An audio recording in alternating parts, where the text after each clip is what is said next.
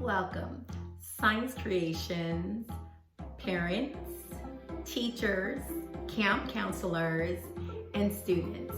So, I bet you're wondering, what's in my STEAM kit? So, in this video, we'll go over what's located in your chemistry STEAM kit. Of course, the most important thing is the lesson plans for all 5 science activities.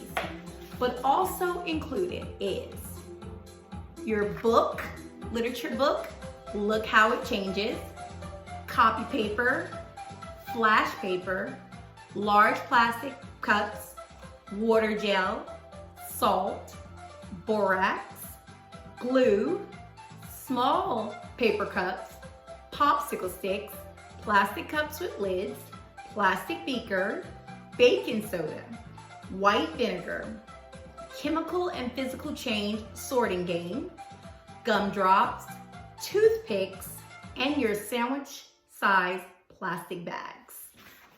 Also, located in the kit, in the back of your book, color copies, photocopies that you can make for your students or your campers that will go along with the lessons taught in this book.